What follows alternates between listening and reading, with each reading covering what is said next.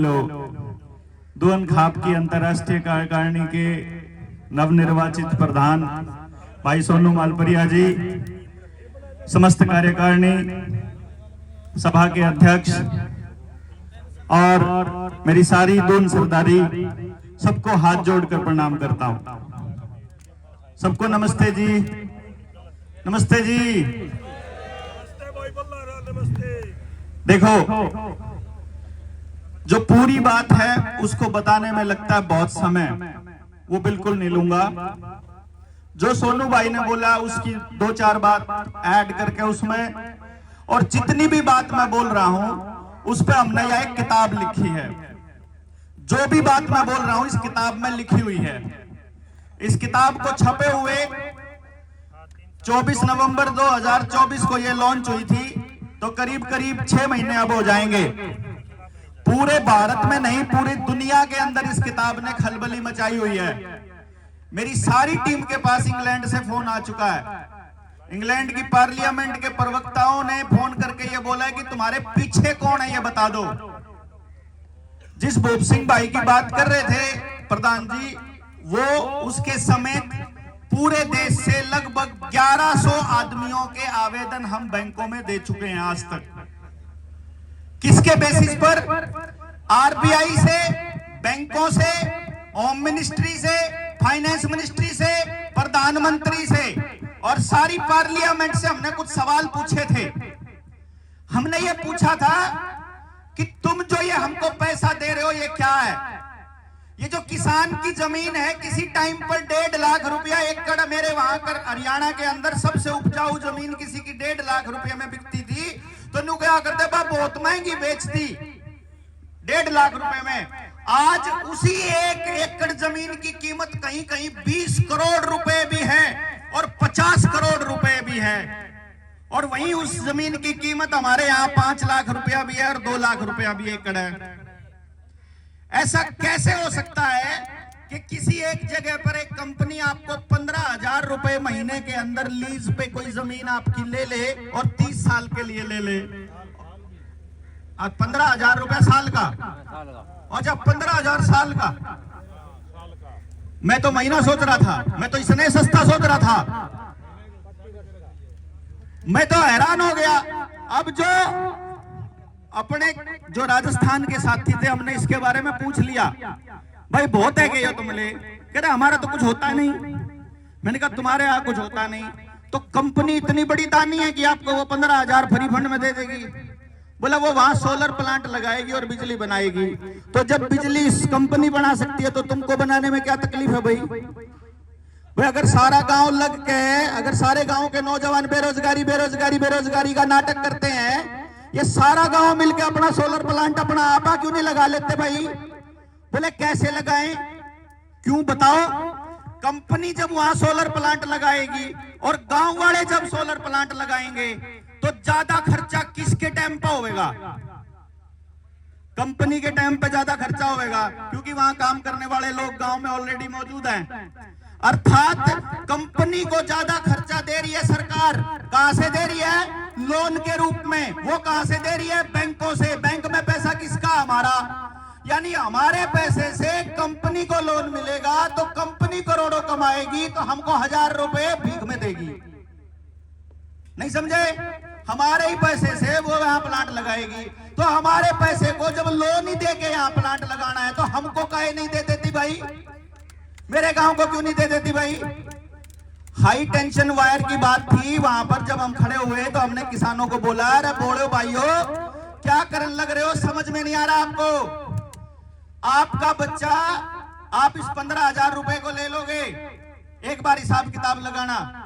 जिसके परिवार में 3-4 लोग हैं ना, मैं अपने हिसाब से कहूंगा राजस्थान में खान पीन अलग किस्म का, यहाँ अलग अनाज, हमारे वहां तो गेहूं खावे तो हम गेहूं का और चावल का हिसाब लगा लेते हैं। मैंने कहा जहां 3 आदमी रहते हैं, पूरे साल में 3 आदमियों का मुश्किल से मतलब टोटल अनाज 10 क्विंटल लगता होगा। क्यों जी? अपने बैठे फबड़ाने वाले, इतना ही लगता होगा। 10 क्विंटल अनाज की कीमत कितनी हुई? लगभग 20 से 25,000 रुपया। 25,000 मान लिया। 10 क्विंटल अनाज पड़ा होगा, वो चलेगा पूरा साल। और अगर 25,000 रुपए पड़े होंगे तो 15 दिन नहीं चलते जी। समझ गए बात आप? एक समझिए। दूसरी बात, 8 नवंबर 2016 का खेल मैं सारे गांव वालों को, सारी दुनिया को, सारे देश को बताता घूम रहा हूं। 8 नवंबर को नोटबंदी हुई थी। एक रात पहले यह कार्यकारिणी बैठी, सबके पास 10-10 लाख रुपए रखे थे घर में। एक ने तो 10 लाख की भैंस खरीद ली, एक ने 10 लाख की गायें खरीद ली, एक ने 10 लाख का सोना खरीद लिया, एक ने 10 लाख की जमीन खरीद ली, एक ने 10 लाख का अनाज खरीद लिया, एक ने 10 लाख का लोहा खरीद लिया या कोई और धातु खरीद ली। अरे एक के पास 10 लाख रुपए पड़े, मान लो मेरे पास कैश। तो जब आके एक आदमी टेलीविजन पर आकर न्यू कहते सारी दुनिया तय कि कल से जो ये कागज के नोट जेब में पड़े हैं, ये कल से जो है ये कागज का टुकड़ा हो जाएगा। क्या था ना, उन्हें जो भैंस खरीद ली थी भाई ने, उन्हें कह के दिखाओ कागज का टुकड़ा हो जाएगा या कूड़े का ढेर हो जाएगा। या जो जमीन खरीद ली थी उसने कह के दिखाओ कूड़े का ढेर हो जाएगा। अनाज ने कह के दिखाओ कूड़े का ढेर हो जाएगा। कैसे कह के? लेकिन इस कागज के टुकड़े ने कैसे कह कूड़े का ढेर? कूड़े के ढेर नहीं तो कूड़े का ढेर कह सकता होगा कोई? नहीं समझे क्या? हमने आरटीआई लगा करके आरबीआई से सवाल पूछे और इस किताब के अंदर लिखे हुए हैं। और इन लिखे हुए कागजों के दम पे हम सरकार से ये पूछते हैं कि जो तुमने हमको लोन दिया और जो तुमने पैसे दिए वो क्या है पहले बताओ। वो कहते ये रुपए हैं। मैं कहता हूं नहीं है रुपए। घरा जाके अपने जितने नौजवान बच्चे ने जाके पता करो, 1 रुपए के नोट के ऊपर लिखा हुआ है 1 रुपया और उस पर लिखा हुआ है भारत सरकार। 1 रुपए के नोट पे, और 1 रुपए के नोट ना छोड़ दो, बाकी जितने नोट आपकी जेब में पड़े हैं कहीं पर भी भारत सरकार नहीं लिखा हुआ दोस्तों। एक पे भी भारत सरकार नहीं लिखा हुआ। इस पे लिखा हुआ भारतीय रिजर्व बैंक और इस पे लिखा हुआ है, इस पे न्यू गोल्ड लिख रहा है ये 500 रुपए हैं।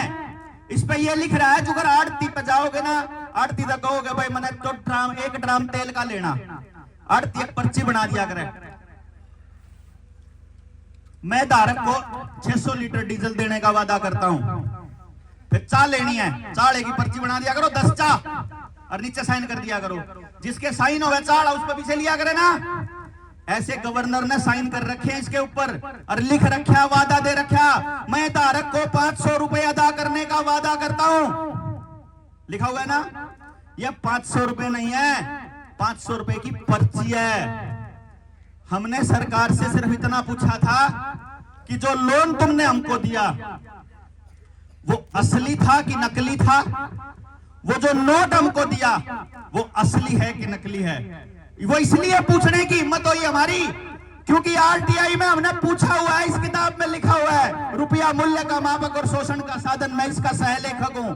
दिल्ली की आर्काइव में, मुंबई की आर्काइव में जाके, पुणे वाली आर्काइव में हम इनसे कागज लेके आए और बकायदा वहां गवर्नर से, आरबीआई का जो डायरेक्टर था, बैठ करके 1-1 घंटा बहस करके सुप्रीम कोर्ट के जजों से चर्चा करके हम निकाल करके लेके आए, जिसमें खुद आरबीआई ने ये माना कि जो नोट हमने आपको दिया हुआ है इस पे हमने आरबीआई के गवर्नर का सिग्नेचर चेंज किया हुआ है। और जितने वकील यहाँ बैठे हैं, कोई वकील साहब बैठे हैं, एक वकील साहब तो उधर बैठे थे, और जितने वकील बैठे और जो दुनिया में जितने वकील बैठे हों, कोई भी आदमी, कोई भी सरकार, कोई भी पदाधिकारी अपना एफिडेविट नहीं बदल सकता।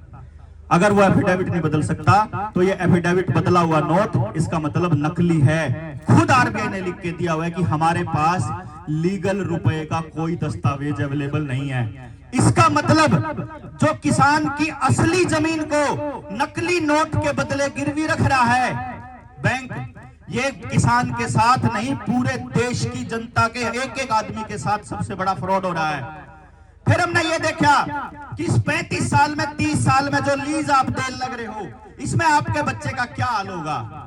आपके पास कुछ पैसे आ जाएंगे, एक मुश्त 10-15 हजार रुपया, आप अपनी जमीन छोड़ने के लिए मजबूर हो जाओगे।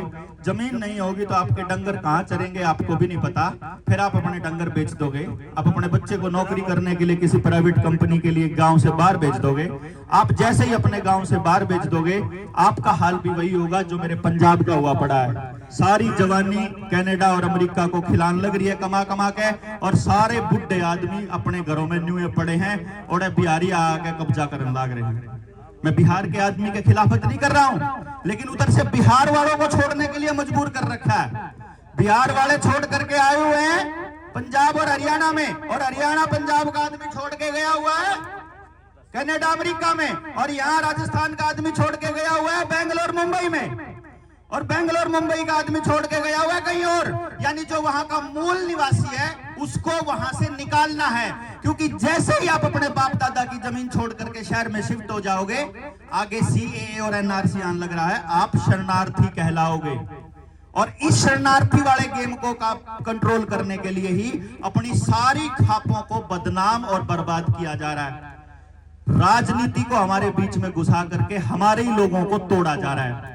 इधर से समाज का ढांचा टूटे, उधर से परिवार का ढांचा टूटे, आपके पास जमीन बचे ना, जमीन के बाद आपके पास कुछ भी ना बचे। सोच करके देखो, बिजली आपकी नहीं है, पानी आपका नहीं है, बीज आपका नहीं है, डांगर आपका नहीं है, डांगर का बीज आपका नहीं है, खेत में पड़ने वाला पेस्टिसाइड आपका नहीं है, मशीन आपकी नहीं है, कोई ऐसी चीज नहीं है जो आपकी अपनी गांव की हो, जो समाज की हो। है तो बताओ, नहीं है? यानी अगर सरकार पीछे से सप्लाई बंद कर दे 10 दिन के लिए, तो सारा का सारा गांव घुटनों पे नहीं आ जाएगा।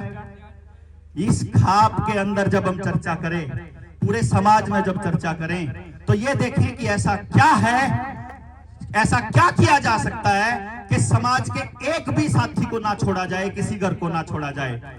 आज चूंकि दून परिवार इकट्ठा हुआ है, और आप लोगों से मैंने तो ये पता लगा कि आपका तीसरा सम्मेलन है ये, 4 ही साल आप लोगों को इकट्ठा हुए हैं। 2021 में जब किसान आंदोलन चल रहा था, तो अब मैं और डॉक्टर अजय बलारा भी घूमे थे। पूरे राजस्थान में लगभग 105 गांव हमारे को मिले टोटल, जिसमें बलारा मिले। आपके राजस्थान में बलियारा, बलायरा, बराड़ा, बलारा ये मिले, तो बना पता चला ये बलारा ही हैं जो हम हैं। तो हमने भी खाप बनाने का सोचा था, लेकिन आप फर्स्ट आ गए। पिछले 4 साल में हम पीछे रह गए। आपसे सबक लेते हुए आने वाले टाइम में हम भी बलारा खाप के लिए प्रयास करांगे कि सारे राजस्थान के लोग आना इकट्ठा करांगे। दूसरी बात, जो दून परिवार यहाँ बैठा हुआ है, इसमें मेरा गांव भी बैठा है और सरदारी बैठी है जहां जहां की। आज अगर आप लोग इतना काम कर लो, ज्यादा कुछ ना करो अपने गांव में, क्योंकि अपना जो सामाजिक आदमी है वो इस बात से डरता है कि वो अपनी जबान तेन्यू कह दे कि मैं कर्जे में फंस रहा हूं और मेरे पे कर्जा नहीं दिया जा रहा। मैं आपको एक सच्चाई बता रहा हूं। हमने जब सरकार से पूछा, एक छोटे से सवाल का जवाब मैं आपसे पूछता हूं, मेरे पास 1 लाख रुपया है और मेरे पे कोई भाई कर्जा लेना आ जावे, मैं ज्यादा से ज्यादा कितना कर्जा दे सकता हूं उसको? 1 लाख में तय कितना जी? 40 भी देश को, 60 भी देश को, मैं 1 लाख भी देश को, जब मैंने सारा का सारा देना हो कर्जे में, तो मैं ज्यादा से ज्यादा 1 लाख दे सकूं। ऐसा भी हो सके कि मैं 1 लाख दे के और 1 लाख जेब में पड़े और मैं 10 लाख का कर्जा दे दूं, हो सके? बैंकों का नियम है कि अगर बैंक के पास 10 करोड़ रुपया पड़ा हो तो वो 100 करोड़ का लोन दे सकता है, और 90 करोड़ की दाव है वो होता ही नहीं। हमने पूछ लिया, क्योंकि मेरे पास तो सारे कागज है, मैं जो बोल रहा हूं ऑन रिकॉर्ड सूरी सरदारी में बोल रहा हूं और ओपन चैलेंज करके बोलता हूं। हमने पूछा सरकार से कि तुम्हारे पास छपे हुए नोट कितने हैं? उन्हें बोला 34 लाख करोड़ के। कितने के? 34 लाख करोड़ के। तो कितना कर्जा दिया जा सकता है पूरे देश को? 34 लाख करोड़। अब कोई भी कर्जा देता है तो जमीन, मकान, दुकान, कुछ ना कुछ तो गिरवी रखता है। वो कर्जा कितना दे रखा है बैंकों ने पूरे देश के लोगों को, पता है कुछ? 215 लाख करोड़ का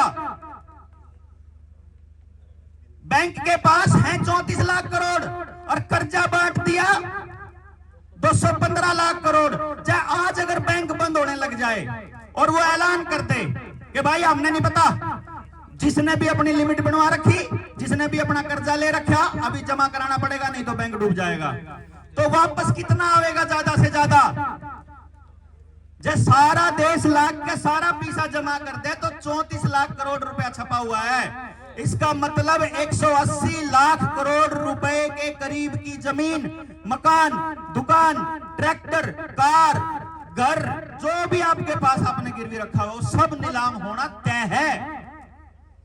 यो हाल है आज के टाइम पे देश की बैंकिंग व्यवस्था का कि जिसने कर्जा ले रखा है उसके जेब में भी पैसा नहीं है, और जिसने दे रखा है उस पर चले जाओ बैंक में लेने की 10 लाख रुपए कटवाना, नहीं कहेगा दोपहर ना आइए, सांझ ना आइए, काल ना आइए, तीसरे दिन आ जाइए, ऐसा ही बोलता है ना जी। जिन्हें ले रखा उस पर भी पैसा नहीं, जिन्हें दे रखा उस पर भी, तो कहाँ है पैसा? वो है ही नहीं है भाई साहब।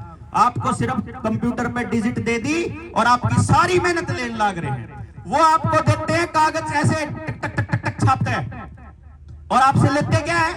डांगर। डांगर बेच के दोगे आप, अनाज, अनाज बेच के दोगे। यानी उन्होंने आपको दिया खाली डिजिट और रुपये कागज का टुकड़ा, और आपसे लिया आपका असली धन, जो मैंने अभी आपको बताया था असली धन क्या है? आपकी सेहत, आपकी मेहनत, आपका परिवार, आपका सारा कुछ, अनाज, डंगर, घर, गांव, ये तो आपकी ले ली। इसलिए आज आपके मंच पर बहुत ज्यादा बात ना करते हुए हम गांव गांव जाके जागरण कर रहे हैं, लोगों को बता रहे हैं अपने बालकान बचा लो। मेरा एक ही स्वार्थ है कि मेरा बच्चा तक तो सुरक्षित है, उसका अगली पीढ़ी सुरक्षित मुझे नजर नहीं आ रही। मेरा जो मकसद है वो तीसरी पीढ़ी है।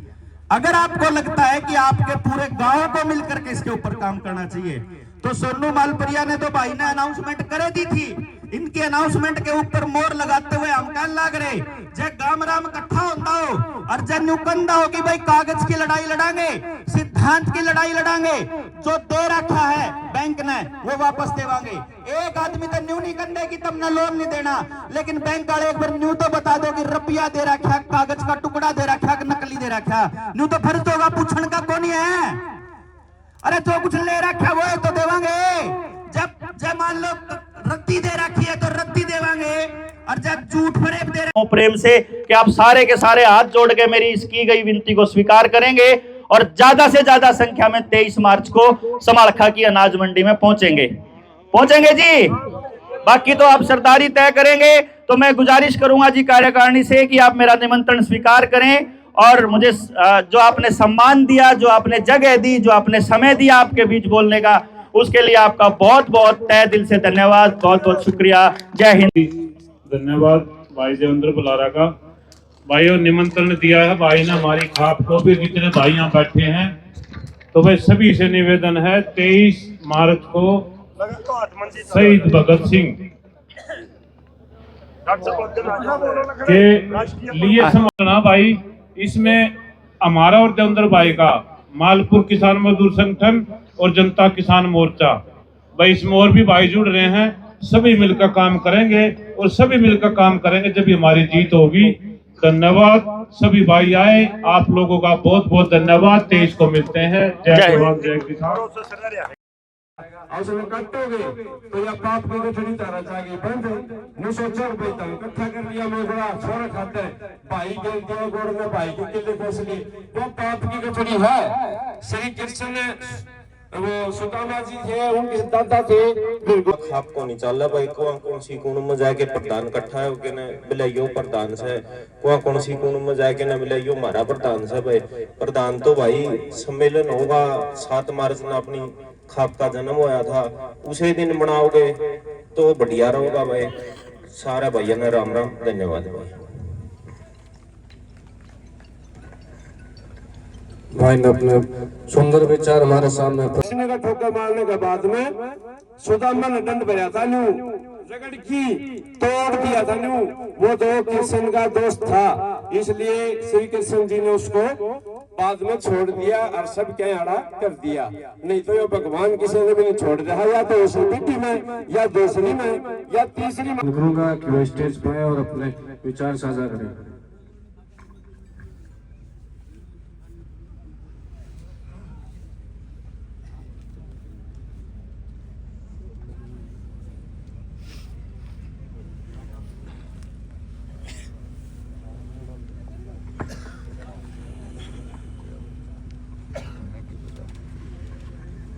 राम जी सब ने हेलो राम राम जी।